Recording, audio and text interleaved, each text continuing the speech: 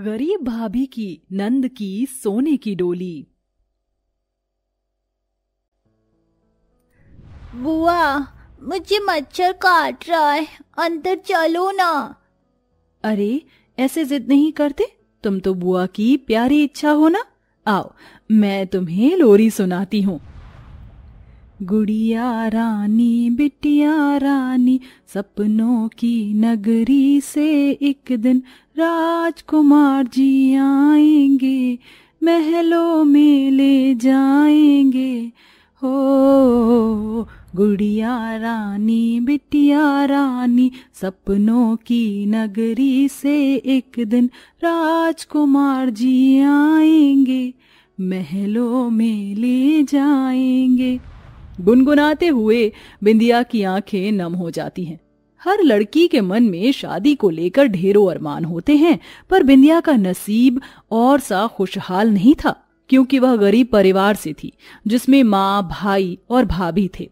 इकलौता कमाने वाला मोहन ही था, जो तपती धूप में रिक्शा चलाकर बड़ी ही मेहनत से परिवार के लिए 2 वक्त की रोटी कमाता था। सविता के मन में हर पल छिन अपनी गरीब ननद बिंदिया की शादी की चिंता ही बसी रहती। ननद जी, इच्छा सो गई? जी भाभी। अच्छा तुम भी अंदर आ जाओ, खाना बन गया है और मैंने चूल्हा भी बुझा दिया है, अब झोपड़ी में धुआं नहीं है। ले देकर वह टूटी फूटी छप्पर की झोपड़ी ही गरीबी में उनका इकलौता आसरा था, जहां एक मिट्टी का चूल्हा, 4 बर्तन और कुछ कपड़े थे।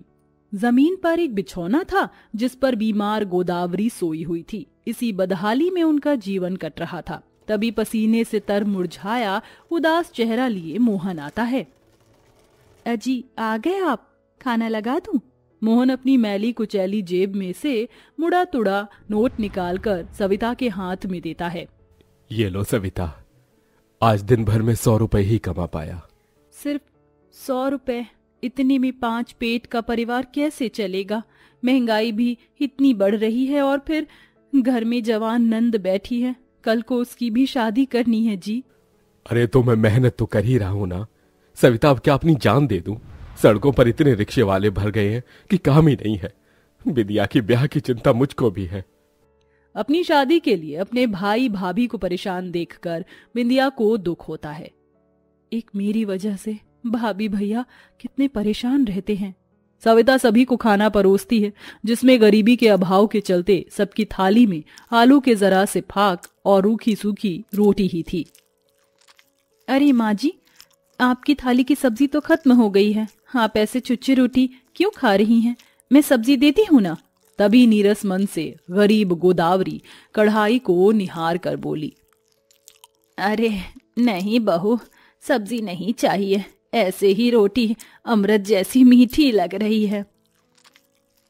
अच्छा हुआ माँ जी ने सब्जी नहीं मांगा, क्योंकि कढ़ाई में तो कुछ था भी नहीं। तू भी बड़ा निर्दयी है ऊपर वाले, किसी किसी को तो तू छप्पर फाड़ कर देता है, और हम जैसे गरीबों को 2 वक्त की रोटी के लिए भी मुहाल कर देता है। सब झोपड़ी में सो जाते हैं। अगले दिन मोहन रिक्शा लेकर कमाने चला जाता है। तभी ब्लाउज से सजा धजा झोला कंधे पर उठाकर सविता कहती है, बिंदिया मैं टेलर वाले के पास जा रही हूँ ये ब्लाउज देने, तभी वह तुरपाई के लिए और ब्लाउज देगा। ठीक है भाभी, आप जाइए। सविता जैसे ही घर से निकलती है, तभी रास्ते से गुजरते हुए उसे एक बहुत ही महंगा बैंक्वेट हॉल दिखाई देता है, जहां उसकी नजर दुल्हन की सजी धजी डोली पर ही लग जाती है। कितनी सुंदर दुल्हन की डोली है। एक दिन मेरी भी नंद की ऐसी सुंदर डोली उठेगी। एक दिन मुझ गरीब भाभी के आंगन में भी मेरी ननद की धूमधाम भरी बारात आएगी। सविता अपनी गरीबी को भूलकर अपनी नंद की डोली के लिए आंखों में अरमान सजाती है। थोड़ी देर में वह टेलर की दुकान पर आती है, जहां गरीब सुंदर सिलाई मशीन पर बैठा था। सारे ब्लाउज की तुरपाई कर दी है सुंदर भैया। क्या बात है, आज कमल काका जी नहीं है? जी भाभी, वो आज मालिक देर से आएंगे। ये लीजिए, आज आपको लहंगे में मोती लगाने हैं, शादी का सीजन है ना। आज आपकी नंद नहीं आई? नहीं, वो इच्छा घर पर है, इसलिए। असल में गरीब दर्जी सुंदर दिल ही दिल में बिंदिया को चाहता था, मगर सविता अपनी ननद की शादी अच्छे घर में करना चाहती थी। सविता घर आकर आंखें गड़ाए लहंगे में मोती लगाने लगती है। तभी पड़ोसन प्रेमा हाथों में मिठाई लिए आती है। ये ले सविता, लड्डू खा लड्डू, मेरी किंजल की शादी बहुत बड़े घर में लगी है, अब कुछ दिन में उसकी डोली भी उठ जाएगी। और तू बता, अपनी नंद की शादी कब करेगी? रिश्ते तो ढूंढ ही रहे हैं प्रेमा जी, मगर सब लाखों का दहेज मांगते हैं। अरे आज के जमाने में बिना दान दहेज की शादियां होती ही कहाँ हैं? मेरी नजर में एक रिश्ता है, बोल तो बात चलाऊं।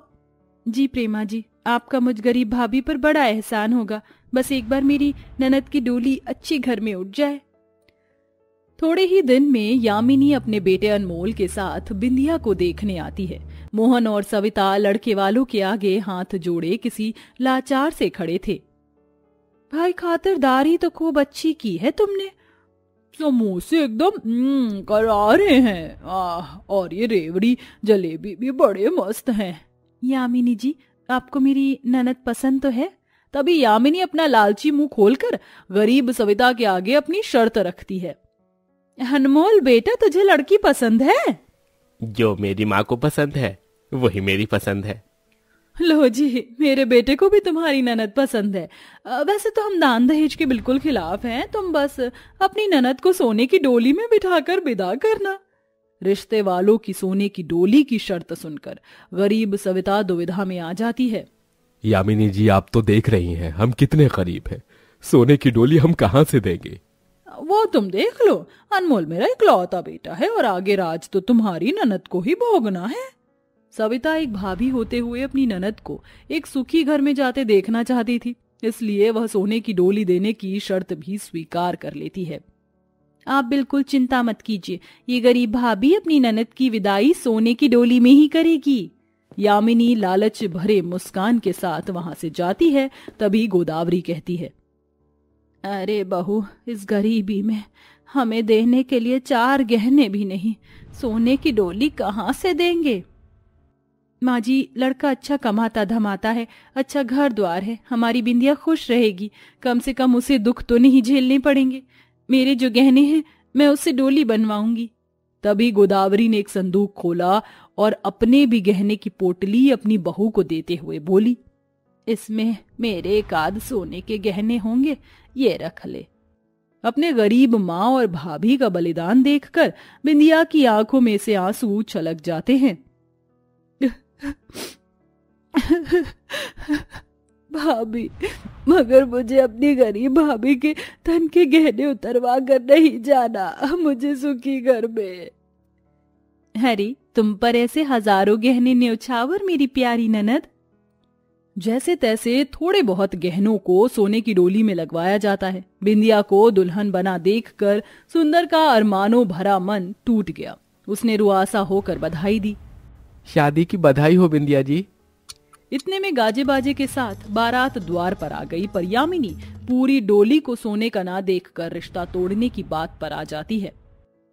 ये शादी नहीं होगी, ऐसा मत कहिए यामिनी जी, मेरी ननद की डोली उठ जाने दीजिए। तुमने हमारे साथ छलबाजी की है, हमने कहा था डोली सोने की होनी चाहिए, हमें सोने की ही डोली चाहिए, वरना ये डोली नहीं उठेगी।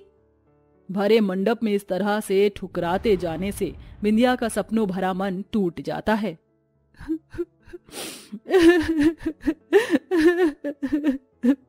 अपनी नंद की आंखों में आंसू देखकर सविता कहती है, अच्छा हुआ जो तुमने ये रिश्ता खुद ही तोड़ दिया, वरना मैं इस रिश्ते को तोड़ देती। तुम जैसे दहेज के सौदागरों के घर की बहू बनकर मेरी ननद सुखी नहीं रह सकती। इस तरह से उस गरीब भाभी के दरवाजे पर नंद की आई बारात भी लौट जाती है। सविता अपनी गरीब नंद की सोने की डोली को उदासी भरी आंखों से देखती है। मेरी नंद की अरमानों की डोली नहीं उठी भगवान। तभी हिम्मत जुटाकर सुंदर कहता है, सविता भाभी, अगर आप मुझे अपनी नंद के काबिल समझे तो मैं उससे शादी करना चाहता हूँ। हाँ, जानता हूँ मैं गरीब दर्जी हूँ, मगर आपकी नंद को कभी भूखे नहीं सोने दूंगा। 2 रोटी खिलाने लायक तो कमा ही लेता हूँ। ये सुनकर सविता की आंखों में से आंसू डबडबा जाते हैं और वह अपनी ननद का हाथ सुंदर के हाथों में देते हुए कहती है, आज से मेरी ननद तुम्हारी है। किसी ने सच कहा है, जोड़ी ऊपर वाला बनाता है। तुमसे अच्छा जीवन साथी मेरी ननद के लिए कोई नहीं हो सकता। इसके बाद रस्मों और रीति रिवाज से बिंदिया और सुंदर की शादी हो जाती है और गरीब भाभी के आंगन से उसकी ननद की सोने की डोली उठती है। भाभी, आपने मेरे लिए जितना किया उसका मैं जितना धन्यवाद दूं उतना कम होगा। मुझ गरीब के भाग्य में तो बांस की डोली भी उठना नहीं लिखा होता, मगर आपकी बदौलत आज मेरी सोने की डोली उठ रही है। जाओ मेरी प्यारी ननद, सदा खुश रहो। आखिरकार एक गरीब भाभी खुद पर दुख उठाकर अपनी गरीब ननद को सोने की डोली में विदाई देती है।